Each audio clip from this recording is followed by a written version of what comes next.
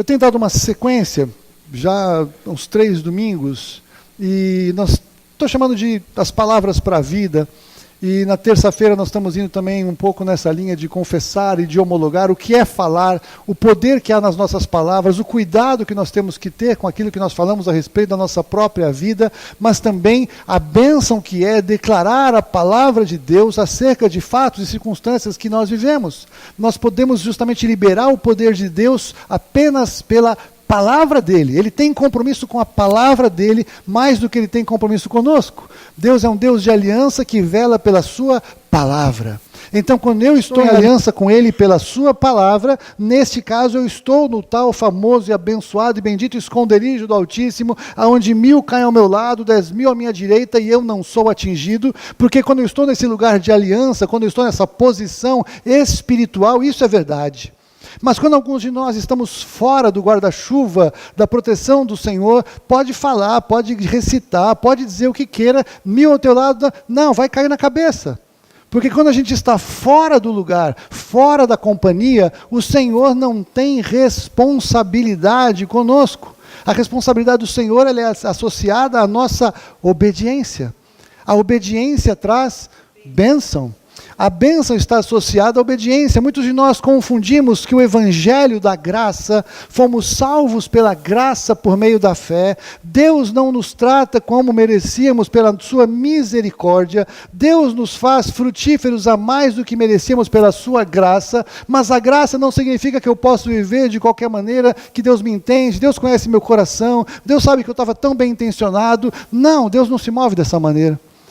Ao mesmo tempo que Deus se move por amor, se moveu por amor na cruz do Calvário em Jesus Cristo, Deus não se move por necessidade. Se Deus se movesse por necessidade, não tinha mais um único pobre na terra.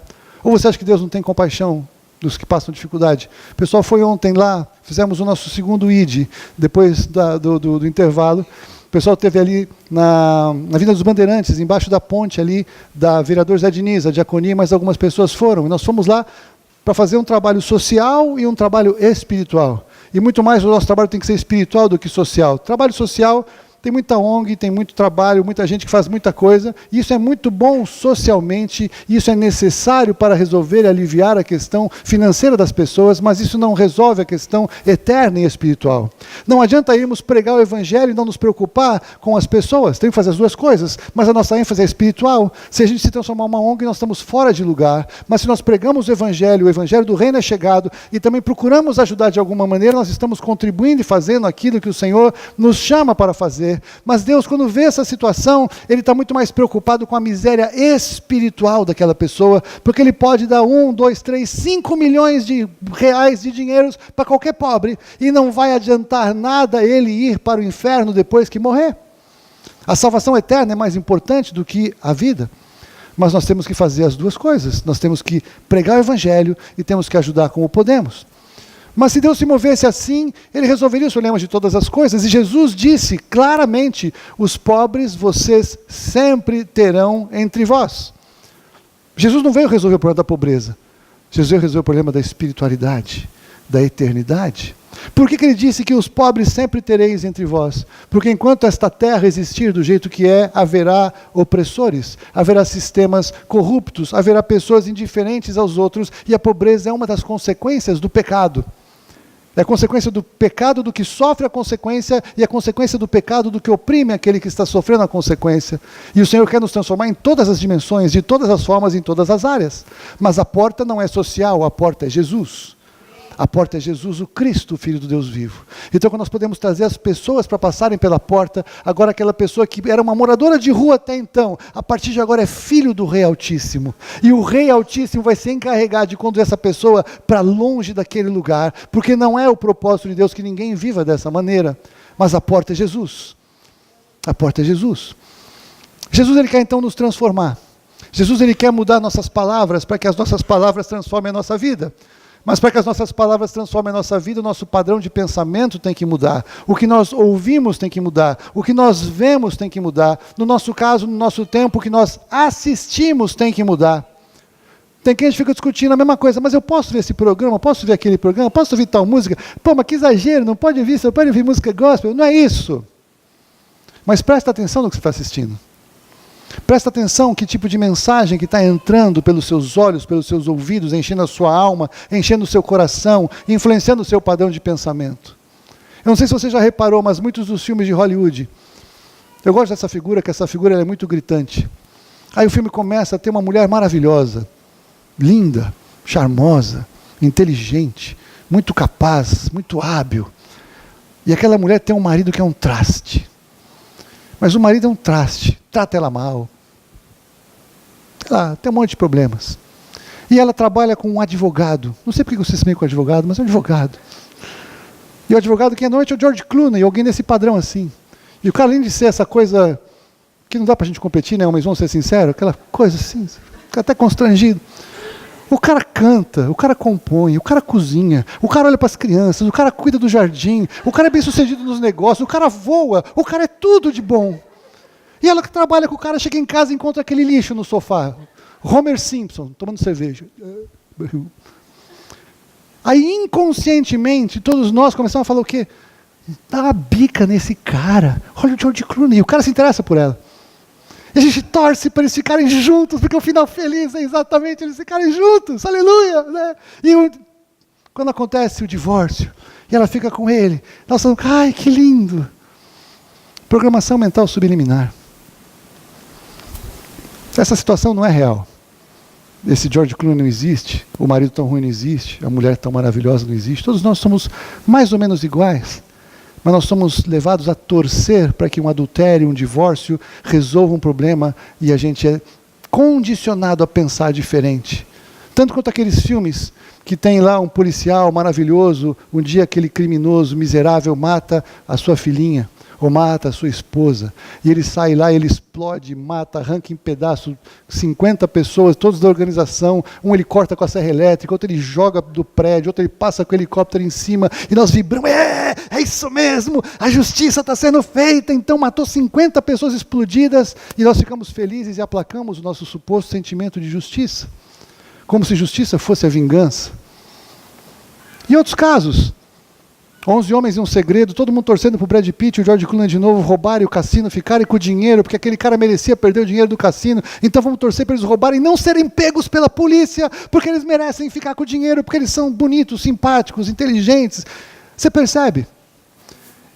Esse tipo de programação entra na nossa mente para que quando tiver uma situação que o nosso senso de justiça ache razoavelmente justo a transgressão, nós vamos ser muito mais pressionados a transgredir, porque o nosso padrão de pensamento é afetado por isso. E a programação da mente que Satanás tem colocado sobre nós dia após dia é absolutamente contrária à transformação que precisamos ter pela palavra.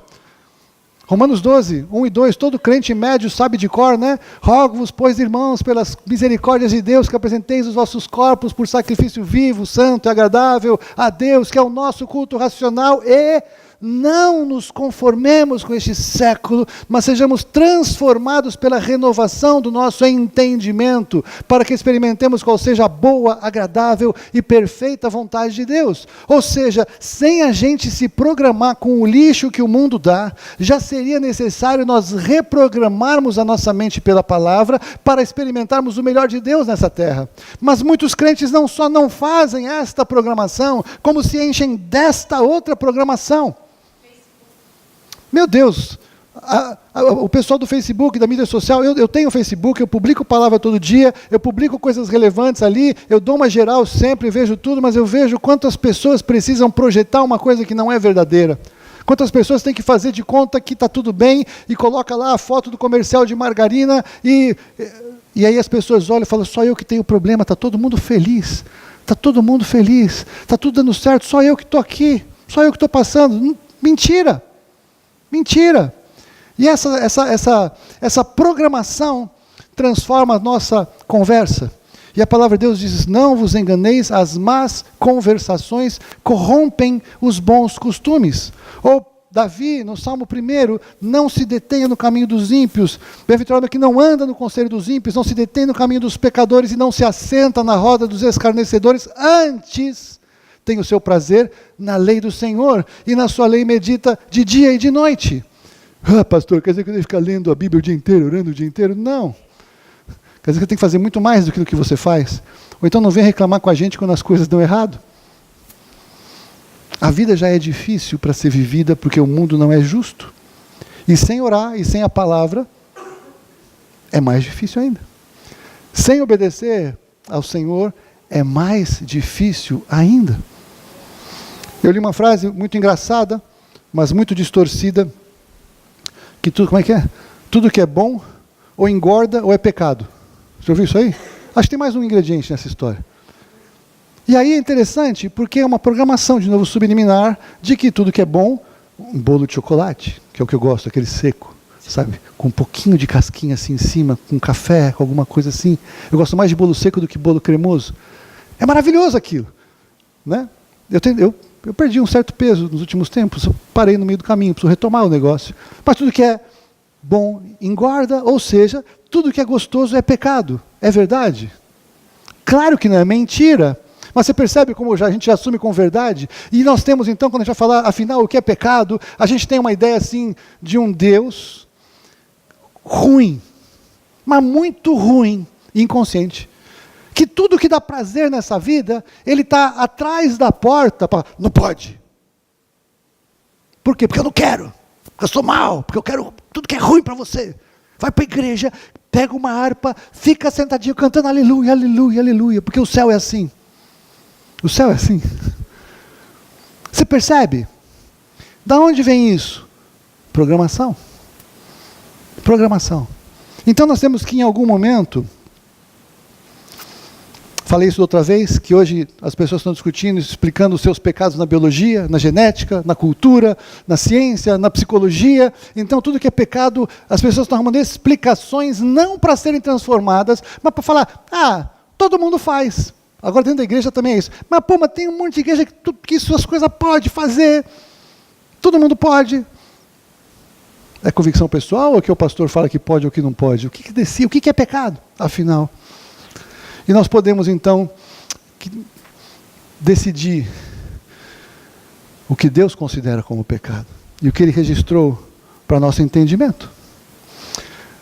Só que eu já falei da outra vez, o pecado começou no céu, o pecado ele não começou na terra, o pecado começou com Lúcifer na criação anterior, mas depois o pecado entrou no mundo por um só homem, o pecado entrou no mundo através de Adão, o pecado estava fora do mundo, mas quando Adão transgrediu, o pecado entrou no mundo, e com o pecado a morte entrou no mundo, e todos pecamos, porque Adão pecou, todos pecamos, o pecado nos contaminou geneticamente. Todos os seres humanos nascem condenados à morte, e nascem com a opção de não pecar, mas é impossível não pecar, porque esta carne que nós vivemos é uma carne pecaminosa. Então, porque pecamos, nascemos pecadores, vamos pecar como fruto da árvore e não o contrário. Já vimos isso, já fiz a piadinha que pecado é amartia, também é pecado, não pode amartia, tia é casada com o tio, você tem que ignorar no grego, mas é uma piada sem graça, gospel. Mas também o que nós estamos vendo é que o pecado foi uma transgressão a uma ordem de Deus. Hoje nós temos os 10 mandamentos, temos todas as outras leis morais, as outras leis cerimoniais, temos Jesus que ainda endureceu um pouco o jogo na pregação do Sermão do Monte, Mateus 5, 6 e 7. Então, tem um monte de coisa que é pecado hoje que tem consequências. No Éden tinha uma coisa só. No Éden tinha talvez milhares de árvores e tinha uma árvore da qual Adão não podia comer. Então era só, não coma dessa árvore, porque o dia que você comer você vai morrer, mas tem tudo isso aqui para você fazer. E aí o diabo veio com a sua empresa de efeitos especiais. Aí colocou assim uma baita luz assim em cima da árvore do conhecimento do bem e do mal. E aquela árvore brilhava. Aí tinha um show em volta da árvore, todos cantando, umas músicas maravilhosas. E tinha uma atividade espetacular. Essa árvore, essa é a árvore, essa é a árvore, essa daqui. Tinha milhares de árvores. Não parecia que se o Adão não comesse daquela, ele estava perdendo o melhor do jardim. E é assim que o diabo faz conosco ainda hoje. E foi assim que Eva foi enganada e seduzida, mas Adão decidiu pecar. Eva foi enganada, Adão decidiu pecar, e assim o pecado entrou no mundo. E Deus já julgou o mundo no tempo de Noé, e nós chegamos até aqui, e nós começamos a entender, não há como vencer o pecado, sem ter a palavra no coração. E decorar versículos bíblicos é muito importante. Decorar, eu estava explicando, decorar vem do latim o decordis, que é do coração. E em inglês é assim mesmo. Quando você decora em inglês é by heart, é do coração. Ou seja, não adianta conhecer a religião, não adianta conhecer a estrutura espiritualizada. O que nós precisamos é entender que a palavra ela tem que ser colocada no coração, tem que ter valor, tem que ter sentimento, tem que ter gratidão, tem que ter revelação. E isso só é possível para quem realmente ama Jesus, para quem realmente ama Deus, para quem entende que não mudou de religião, porque Deus não tem compromisso com religião, nem a religião evangélica serve para Deus, a religião evangélica não agrada a Deus. O que Deus quer é as pessoas que se relacionam com Ele pela fé, através de Jesus Cristo. Isso não é religião, isso é vida, isso é relacionamento. Você não pode dizer agora virei crente. Ninguém vira crente, porque virar crente é acreditar em alguma coisa e pode desacreditar em qualquer coisa. O que nós precisamos é entrar pela porta estreita. O que nós precisamos é ser feitos filhos. O que nós precisamos é ser recebidos por Deus pela fé e pela graça, pela obra de Jesus Cristo na cruz do Calvário. E é isso que muda uma vida de uma pessoa. É isso que abre a revelação e entendimento para que a palavra seja recebida com graça. E é isso que permite que o Espírito Santo venha e revele a palavra. Porque senão eu vou ficar igual aos caras do mundo, achando que Deus me quer proibir de fazer as coisas gostosas que Ele mesmo criou. E eu não entendo por quê, parece que é uma religião esquizofrênica. Porque o diabo quer continuar enganando a cada um de nós.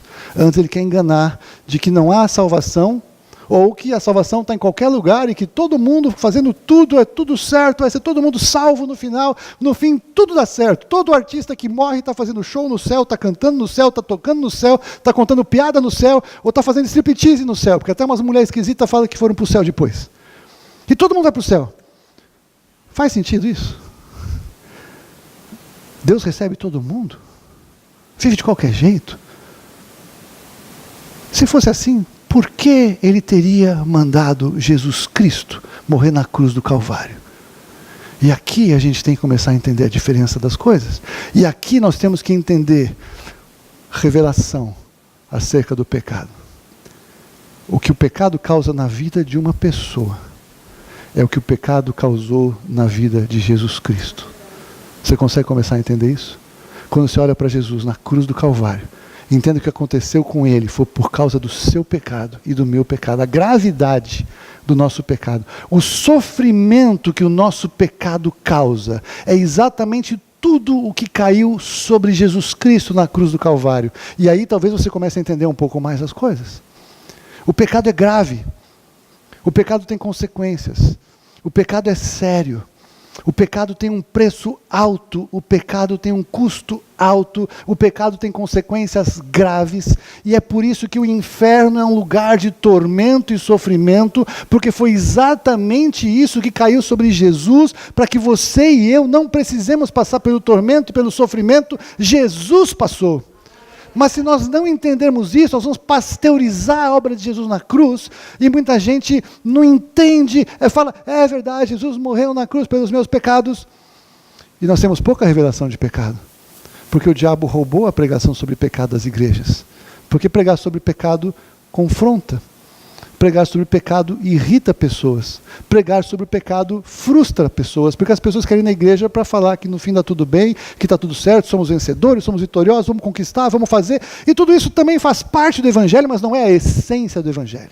A essência do Evangelho é Cristo morreu pelos nossos pecados, segundo as Escrituras. Foi sepultado e ressuscitou ao terceiro dia, segundo as Escrituras. Depois apareceu a Cefas e aos 12, e depois foi visto por mais de 500 irmãos, os quais a maioria ainda vive, mas muitos já tinham morrido quando Paulo escreveu isso. E se Jesus morreu, Ele morreu e ressuscitou. Se não tivesse ressurreição, era vã a nossa fé, mas porque Ele morreu e ressuscitou, a nossa fé é segura, a nossa fé é poderosa, mas a revelação é que eu não só saí do pecado para a luz de Cristo, mas agora enquanto cristão eu tenho que continuar lutando contra o pecado, porque o pecado afronta a Deus. E nós temos pouco entendimento acerca disso. O Evangelho ficou tão humanizado que eu não vou pecar porque faz mal para mim. Eu não quero pecar porque me dá problema. Se eu pecar, eu quero poder esconder o meu pecado para não sofrer a consequência. Nós estamos só falando de mim. O Evangelho ficou tão centrado em nós mesmos que nós não entendemos a Deus.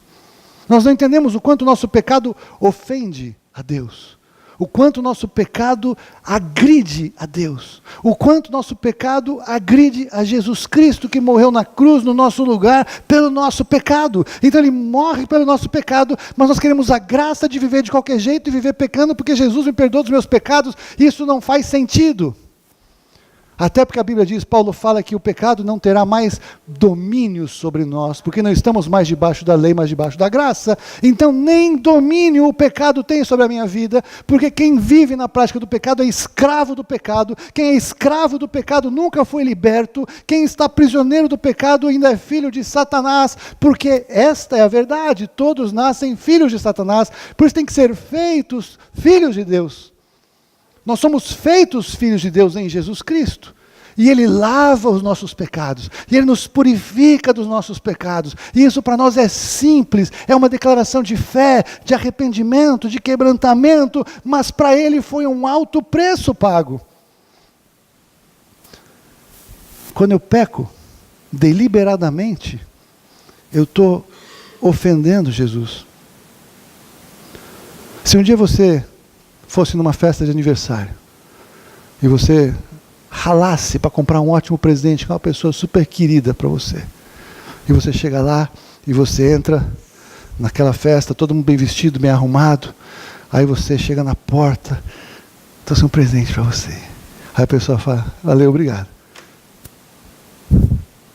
O que você vai achar disso? Desprezo?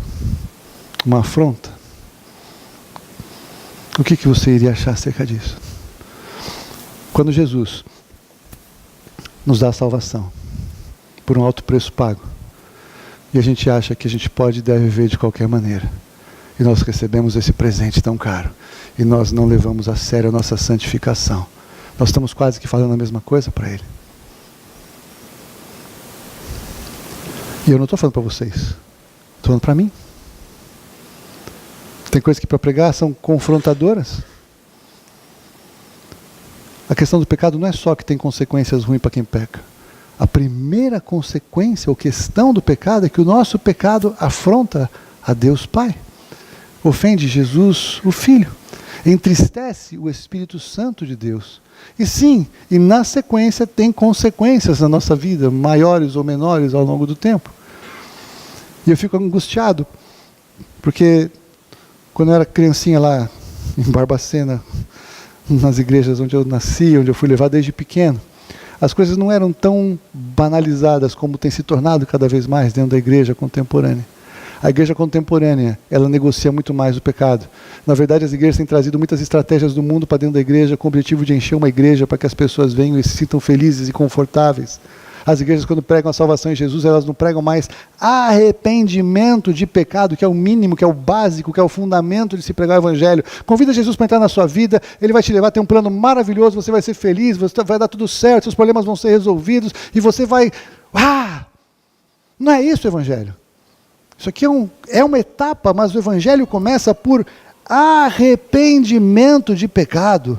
Para isso, a igreja precisa pregar o peso do pecado, a afronta do pecado, a tragédia do pecado, para que a pessoa entenda que ela é pecadora. Um crente que nunca parou e realmente chorou pelos seus pecados, e nunca realmente se arrependeu da sua vida, das coisas que fez, quem nunca fez isso, talvez nunca tenha entendido o Evangelho de verdade. E o Evangelho ele começa ali por um arrependimento pelos pecados e por uma transformação de vida, mas depois nós como crentes, nós temos que continuar nos arrependendo dos nossos pecados diariamente e lutando contra esses pecados, ser fortalecidos pela palavra e pelo Espírito para vencer o pecado, para agradar a Deus, e sim, porque além disso tudo, há a bênção quando vencemos o pecado. Eu nunca tinha entendido, eu já falei aqui algumas vezes, essa semana eu tive uma revelação. Vocês lembram, já falei aqui, tem aquele texto de Hebreus que fala o seguinte, que nós não resistimos ao pecado até o sangue. Não foi isso? Lembra que eu falei aqui algumas vezes já? Essa semana eu entendi. Porque só teve uma pessoa que pôde resistir o pecado até o sangue. Jesus Cristo, o justo. Jesus Cristo resistiu o pecado até o sangue por você e por mim. Até na cruz do Calvário. Quando nós compartilhamos sobre o ladrão, os ladrões da cruz, o ladrão, o que não se converteu. Ô Jesus, se o Senhor é Jesus mesmo, tira nós daqui, vamos embora, vamos fazer uma função aí, a gente faz uma grana lá fora e vamos embora. Os religiosos, os romanos, se você é Jesus mesmo, se você é o Filho de Deus, chama os anjos aí, desce da cruz, aí nós vamos crer em você. Até aquela hora, Jesus foi tentado a pecar, que seria no caso dele, não cumprir a vontade do seu Pai. Até aquele momento ele podia.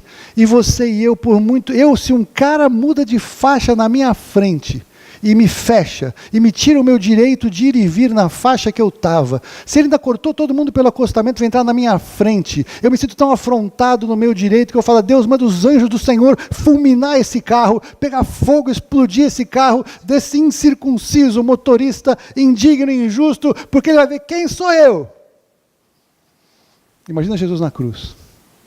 Deus, feito homem, pregado na cruz, morrendo por aquelas pessoas que estavam na frente dele. E aquelas pessoas, se você é quem você é, desce daí que eu quero ver. Você é o cara. Você curou todo mundo.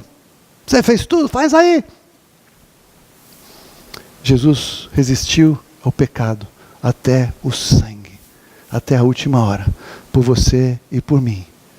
Isso não é para a gente dizer que a tentação foi grande demais e que não dava para suportar, porque não tem ninguém aqui para te furar ainda, para dizer, peca, ou senão eu te corto em pedacinho. Vai ter algum dia, nega Jesus, senão eu corto a tua cabeça. Já tem acontecido. E já tem irmãos que passaram, resistiram ao pecado até o sangue, até a última hora, guardaram a sua confissão. O problema do pecado não é só as consequências que ele tem para nós, mas é o que afeta o mundo espiritual em Deus. Ofende a Deus, entristece o Espírito Santo, ofende a Jesus Cristo. E depois, como consequência, afeta a vida daqueles que pecam e que transgridem. O sistema de Deus ele é completamente diferente ao sistema do mundo. O sistema do mundo é, curta todo o prazer hoje como se não tivesse amanhã. E todo mundo que entra nessa, com certeza, não terá amanhã. Porque a conta que vem do amanhã é tão trágica que ela é incomparável com aquele prazer momentâneo e circunstancial e real. Eu não estou falando que não tem prazer. O diabo ele conhece muito de prazer. Ele tem um marketing espetacular para trabalhar no que é prazer. Mas ele nunca explica exatamente o que acontece depois. Agora, sabe o que é pior? É que ultimamente ele tenha deixado, inclusive, aparecer o que acontece depois. Mas as pessoas não acreditam que seja bem assim. Acham, comigo vai ser diferente, eu sou mais inteligente, sou mais brilhante, eu tenho graça, Deus me ama, Deus me ajuda, vai dar tudo certo, eu vou me arrepender e tudo bem. Só que não. O sistema de Deus ele é o contrário. Perca agora, no curto prazo, e ganhe para a eternidade, que começa aqui. Deus, ele não trabalha com aquilo que é circunstancial e aquilo que é imediatista. Tanto que a Bíblia nos ensina que o precipitado peca. Sabia disso? O precipitado peca. Se alguém colocar para você qualquer decisão, decida hoje. Se tem que decidir hoje, é já a decisão é não, porque eu não vou fazer nada debaixo de pressão. Eu vou orar a Deus para tomar uma decisão. E o diabo quer que nós sejamos precipitados. Ele quer que nós decidamos primeiro para pensar depois. E a ansiedade, quando ela vem, nós não conseguimos nem pensar de uma maneira organizada, e nós muitas vezes tomamos uma decisão assim, e depois que a gente toma a decisão, a gente fala, onde é que eu estava com a cabeça quando eu decidi isso? Você já passou por isso? Decidiu alguma coisa assim, rápido, debaixo de pressão, e tomou uma decisão, e você tomou uma decisão como alguém completamente sem a menor referência para decidir nada, até às vezes situações que você já passou na vida, você errou quando você foi decidir na ansiedade e na pressão. Não é a melhor maneira de decidir. Mas Deus ele nos chama então a tomarmos umas decisões que nem sempre são as mais fáceis de tomar na hora de tomar, mas Ele está nos chamando para algo duradouro. Duradouro nessa vida e principalmente eterno. Só que isso só é possível pela fé. Só é possível pela fé se for pela palavra. Eu só consigo tomar uma decisão que não tem uma lógica aparente com a minha alma, que a minha alma tem muito desejo. A minha alma não, minha carne, ela quer pressionar a minha alma para que eu tenha muito desejo de tomar uma decisão para resolver o que me dá prazer. E aí a minha alma fica querendo agradar a minha carne. A minha alma fica querendo fazer o que minha carne tem prazer e alegria e quer fazer agora, porque eu não posso resistir, porque está tudo bem. Por que eu não posso fazer? Todo mundo faz. Olha o mundo como é que está. Por que sou só eu? Porque a Bíblia diz algumas coisas que nós não devemos fazer. E se nós não conseguirmos tomar uma decisão pela fé, que não é baseada no que eu sinto, mas naquilo que eu creio, se nós não conseguimos tomar decisões assim, nós vamos ter que lidar com as consequências depois, porque Deus não pode nos livrar das consequências. Ou você pensa que se Deus... Estou imaginando, será que Deus não teve vontade de perdoar Adão depois? Claro que teve. E Deus perdoou Adão em Cristo. Se Adão quisesse se converter, ele teria provisão. Mas Deus não podia voltar atrás nas consequências do que Adão fez. As grandes decisões da história da Bíblia, muitas delas mudam a nossa vida até hoje. Pecados que aconteceram, afetaram gerações. Nós aprendemos porque Deus nos mostrou e Deus nos ensinou e revelou as fraquezas de grandes homens e mulheres de Deus. Grandes homens e mulheres de Deus erraram. Os seus pecados tiveram consequências. Algumas das consequências dos pecados deles nos afetam até hoje. O pecado de Adão nos afeta até hoje. O pecado de Abraão, quando deitou com Agar e gerou Ismael, afeta o mundo inteiro até hoje no conflito lá árabe e israelense. Deus não pode voltar atrás nas consequências do pecado. Ele pode trabalhar com misericórdia e graça e nos levar a um lugar de reconstrução, de reconciliação. Ele vai restaurar a vida daqueles que se arrependem do que fizeram, vão ter que lidar com a consequência em alguns dos casos dos seus pecados, mas Deus pode transformar toda a maldição em bênção. Ele pode transformar toda a maldição em bênção. Quando? Quando há arrependimento. Sem arrependimento, Deus não pode operar nada. Como há arrependimento? Pela palavra e pelo Espírito. E aí nós vimos o Deus de paz. Cantamos, né? Cantamos Deus de paz, Criador de todas as coisas. Somente nele nós podemos então encontrar a santificação plena. Espírito, alma e corpo serem achados íntegros e irrepreensíveis naquele dia. Íntegros e irrepreensíveis na vinda do nosso Senhor Jesus Cristo. Porque na vinda do nosso Senhor Jesus Cristo, quem não tiver levado isso aqui a sério, vai passar a maior dor de barriga da sua vida. Quem chegar naquele dia e não tiver preparado, não tiver santificado integralmente ao Senhor, vai passar dificuldade. Então, nós temos que fundamentar aquilo que nós fazemos ou não fazemos pela palavra. Crie, por isso também falei, é o salmista falando, que Paulo traz de novo com o ensino em Coríntios. Ele diz, tendo, porém, o mesmo espírito da fé. O que é fé? Glória a Deus, aleluia. A fé, Hebreus 11:1, é a certeza das coisas que se esperam e a convicção ou a prova de fatos que não se veem. Então a fé é algo que você não tem como ver antes. Não é ver para crer, mas é crer para ver. Qual é o fundamento da fé? A palavra. Quem não conhece a palavra não tem como exercer fé. Vai exercer crença, vai exercer pensamento positivo, vai exercer um desejo muito forte de coração e que no fim tudo dá certo, e se tudo não deu certo é porque não chegou no fim. Já ouviu essa? Tenta colocar essa em prática no fim do mundo. Jesus vem para julgar. No fim tudo dá certo. Se tudo não deu certo é porque não chegou no fim. E quando chegar no fim, não vai dar certo nunca mais. A gente absorve algumas frases como verdade, não é verdade? Mas elas não são bíblicas.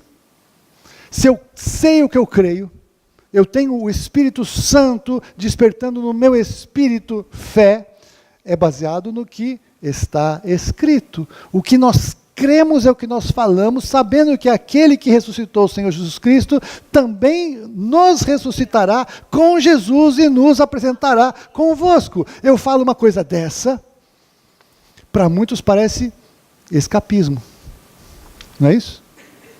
Agora, nós que estamos em Cristo, sabemos. O Espírito Santo testifica no nosso interior que somos filhos de Deus. Então, quando eu falo algumas verdades espirituais, se você tem o Espírito Santo, teu Espírito vibra aqui dentro. É isso mesmo. Ai, faz todo sentido. É verdade, é verdade. Quem faz isso? É o Espírito Santo, que testifica quando eu falo alguma coisa da palavra. Esse Espírito é o que tem que nos conduzir para tomarmos decisões difíceis na vida. E cada vez mais difíceis, porque os dias são maus, porque o mundo jaz no maligno, porque a obra do anticristo, o espírito do anticristo já está agindo nos filhos da desobediência, como fala João na sua primeira carta. E então tudo que nós vemos aí é contrário. É contrário, só que antes o diabo ele era muito mais... Sei lá, tinha outra estratégia, não acho que ele errou não. Mas antes assim, era muito confronto. Ah, você é crente, não sei o quê. E quando eu era criancinha lá, tinha tão pouco crente que era difícil ser crente. Aqui em São Paulo, eu estava numa escola que tinha 3.000 crianças, assim, tinha 10 crentes, era muito. Talvez tivesse os outros que tinham vergonha de falar isso. A gente sabia que era, pelo menos, né? Hoje ele mudou um pouco a estratégia. E o crente agora é ilha de caras. Glamour gospel.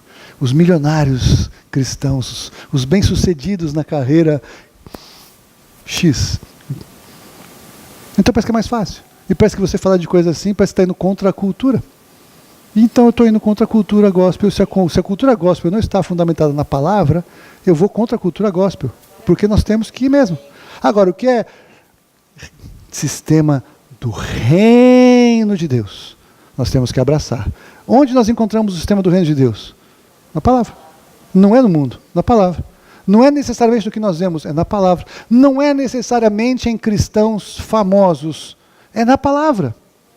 E muitas vezes a palavra vai nos levar a um lugar solitário. Porque Deus não trabalha de turma. É interessante. Deus fala do corpo de Cristo em que estamos todos em unidade. É claro que tem momentos de unidade, mas para entrar nessa unidade tem que viver momentos solitários, de sair da multidão, de sair do que todo mundo está fazendo para obedecer o que eu creio, porque está escrito na palavra. O que eu creio é o que me conduz. O que eu creio é o que me conduz. Não há como crer se não conhecer a palavra. Por isso nós estamos insistindo tanto. Leia a Bíblia. Faça o plano de leitura, leia a Bíblia inteira em um ano. Se esforce, separe alguns minutos do seu dia, 20 minutos, meia hora do teu dia, para conhecer a palavra. Você que já leu a palavra uma vez, leia de novo. Você que vem nas ministrações, se você pode vir, venha na terça, venha na quinta. Nós temos estudos bíblicos, tem a reunião de mulheres quarta-feira, tem a célula de São Bernardo, tem a célula em Conchas, até no interior nós temos. Tem vários lugares, só no domingo é muito pouco. Se você acha que porque você vem todo domingo, você está fazendo, estou fazendo muita coisa para Deus, está fazendo nada para você, porque você não faz nada para Deus, necessariamente quando você vem ouvir a palavra, Ele faz para você. Ele está trazendo alimento para nós. Eu estou aqui como um garçom, servindo a mesa não é minha, o alimento não é meu, é tudo dele. Eu estou no máximo trazendo o prato para vocês. É pouco, não é suficiente para o mundo que vivemos. Como nós falamos acerca da EBD. Acerca da EBD nós conseguimos investir e semear nos seus filhos durante uma hora em que eles estão aqui conosco. Isso não é suficiente. Você que tem filhos, você precisa ensiná-los na palavra. Você precisa orar com eles em casa. Você precisa ler a Bíblia com eles em casa. E nós vamos pôr o chantilly no seu bolo no máximo. Mas o bolo é seu e não é nosso. Quanto bolo hoje, eu estou com vontade de comer bolo. A igreja não pode suprir coisas que Deus escalou o pai e a mãe para fazerem. É o pai e a mãe que vão inculcar os seus filhos a palavra. E a igreja vai discipular os filhos daqueles que vêm já caminhando nessa direção. Para fechar, na Bíblia, a lepra é uma figura espiritual do pecado. Já viram isso? O Egito, por exemplo, é o sistema do mundo. É uma figura que a Bíblia usa recorrentemente, não é isso? A lepra é o pecado. E nós temos aquele momento em que Jesus recebeu 10 leprosos. E o que Jesus fez? Curou os 10. Aí eles tinham que fazer a sua oferta. Passou um tempo, voltou um leproso. E esse leproso chegou para Jesus, e Jesus falou, cadê os 9? Não, Pedro, está errado isso aqui. Voltou um homem são, não voltou um leproso, aleluia. Voltou um homem curado. Ele estava curado, voltou um homem curado. Aí Jesus falou, só você? Cadê os outros? Aí Jesus fala para ele, tá bom, ninguém voltou, alguma coisa assim. Ele fala, mas vai, a tua fé te salvou. A cura foi muito boa para todo mundo. A salvação foi 1 em 10. Nós, por figura, nós somos, ou devemos ser, esses, talvez nós entramos leprosos, mas o Senhor tira a nossa lepra. A expectativa dele é que nós voltemos para ele como esse curado, e que volta porque entende que foi salvo, que entende que ser grato, e que entende que tem que buscá-lo, e que entende que tem que se render a ele, e que tem que fazer parte do que ele está fazendo. Esse é o nosso chamado, esse é o nosso papel. Nós precisamos vencer os pecados. Não tem um pecado que você não possa vencer. Quando você não decide vencer o seu pecado, esta pessoa, quando ela decide não vencer o seu pecado, ela se torna igual a esses leprosos. E alguns deles preferem permanecer com a lepra do que ser curados. E o Senhor muitas vezes opera algo tremendo, mas não quer entregar a vida para Ele. Quantas pessoas receberam milagres? Quantas pessoas foram curadas mesmo e nunca voltaram a Jesus? Quantas pessoas receberam uma bênção, pegaram a bênção e foram embora? Quantas pessoas chegaram na igreja, receberam uma solução para a sua vida e foram embora? Que tragédia. Vivemos tempos em que nós precisamos decidir, posicionar quem nós somos. A minha pergunta para você é: quem você é em Cristo? Por que você veio aqui essa manhã? A gente vem para a igreja para adorar a Deus. A gente vem, para entregar alguma coisa a Ele, nossa adoração, nosso louvor, o nosso melhor, a nossa oferta, a nossa oração, a nossa gratidão. Se nós estamos aqui por outros motivos, esses motivos têm que ser os predominantes. Claro, para receber palavra. Reconhecemos que precisamos de palavra. Nós estamos aqui porque um dia Jesus nos resgatou. Se não for por isso. Agora, se Ele te resgatou, a mim e a você, para que nós sejamos transformados definitivamente para a glória dele, em nome de Jesus. Se você está lutando contra alguma área de pecado na sua vida, que o Espírito Santo possa te fortalecer hoje pela palavra.